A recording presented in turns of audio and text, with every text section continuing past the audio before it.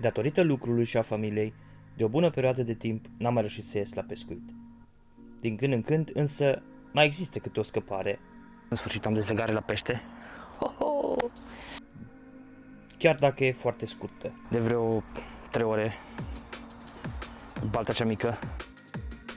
Știind că o să am doar câteva ore la dispoziție, am nădit locul cu 2 zile înainte să-mi sporesc șansele de a pune ceva pe saltea. După cum știți, din partida de 1 mai, locul ăsta am prins primul pește în anul 2025 și am făcut cea mai mare prostie. Deci a doua zi nici urmă de crap n-am văzut aici. Toți au plecat, ne-am speriat cu oglinda. Dar vreau să pescuiesc și locul ăsta. Plus că e proaspăt făcut de mine. Ca și de fiecare dată, folosesc un mix de porumb, alune tigrate și câteva bolisuri. Deci nu vă mai obosesc, monturile sunt la fel.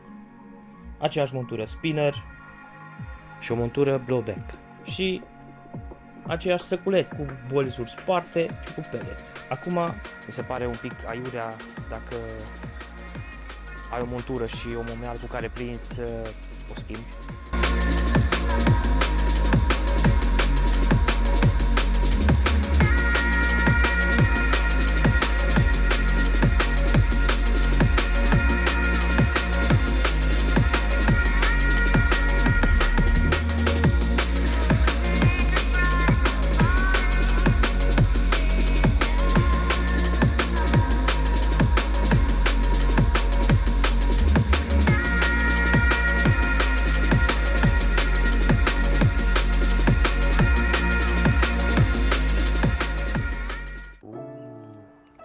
Încep să mănânce deasupra monturilor.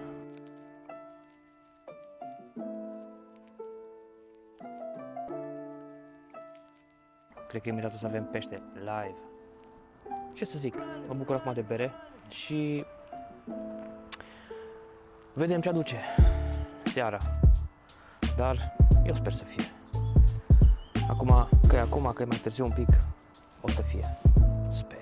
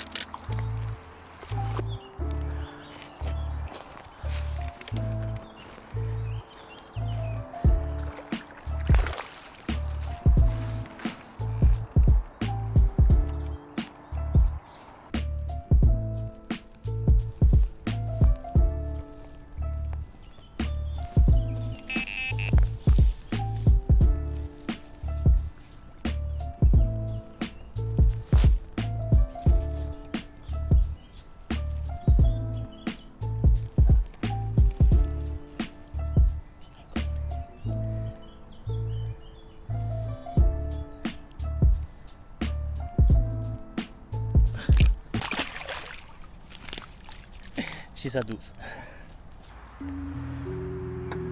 Și am reușit deja și primul pește. Mai prefer un lin decât o plătică. După trăsătură am zis plătică. Dar am prins un lin frumos. Acum mă bucur de bere. O căldură de mori. Am început să lucrez la un proiect nou. Să prind un crap de perin, de pe râu. Crap sunt, dar sunt foarte rari. De-aia e și o provocare prin crap de peril.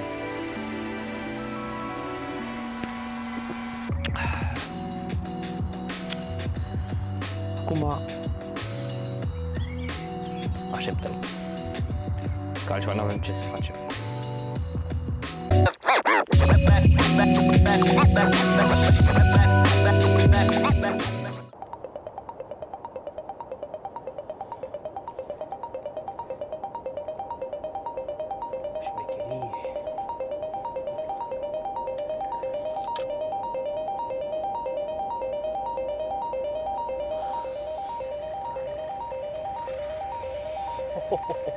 Stai cu bun, 100%. Ăsta e solzos, 100%.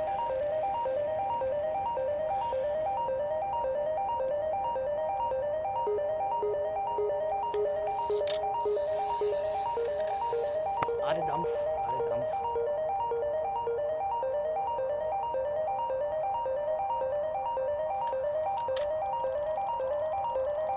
Nu vreau și cum să dau tot. Păcălesc eu.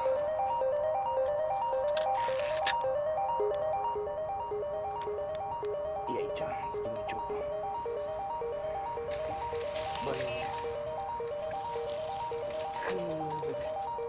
Rugi, dacă scap acum, îmi dau de pământ.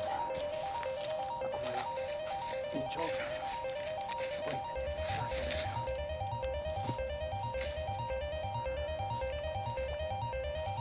One eternity later. Deci, în Mincioc, deci ce-am pățit? Muri, mi s-a agățat Minciocul în muri, mi s-a încălcit, nu se mai deschidea, peștele venea spre Mincioc, pleca, o lua spre copac, cu peștele în băț, țineam de băț, sub umăr, ca să pot să rup murii, să-i desfac bețele, la un sfârșit. Na, să-l pregătim pe puțite poze. Acum să scoatem afară, uite acolo. Stă cam hâd în Mincioc, mai bine scot afară, să nu mă trezesc că pleacă și după aia. Hai să vedem ce am în Mincioc. Mă mâncă țânțare, mă moară.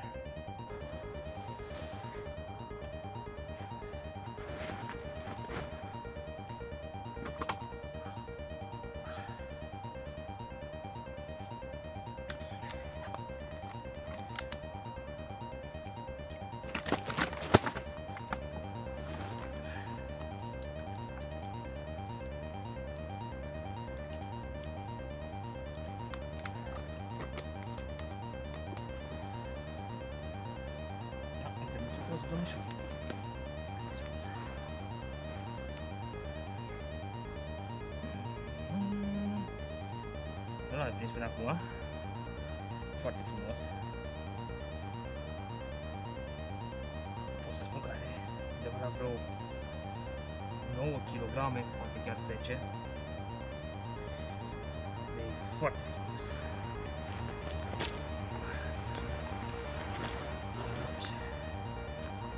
Deci, alb colorit.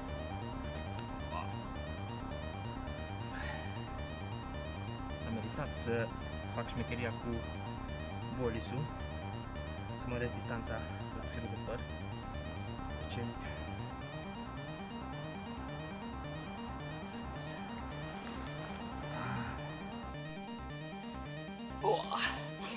final de mini partidă, pot să-i spun. Am reușit să prind o oglindă foarte frumoasă. Prima dată am crezut că e solzos, dar după aia am văzut că e oglindă. Undeva la vreo 9 kg, nu cred că acum mai mult. Dar foarte frumoasă, nu cunosc peștele ăsta. Și... bă, a fost frumos. Am avut noroc. Am prins o oglindă foarte frumoasă, nu prea sta la poze.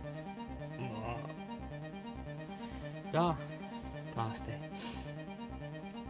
Până data viitoare, dacă vă plac videoclipurile mele încă o dată, nu uitați să vă abonați, lăsați un like și, ce să zic, din nou, până data viitoare.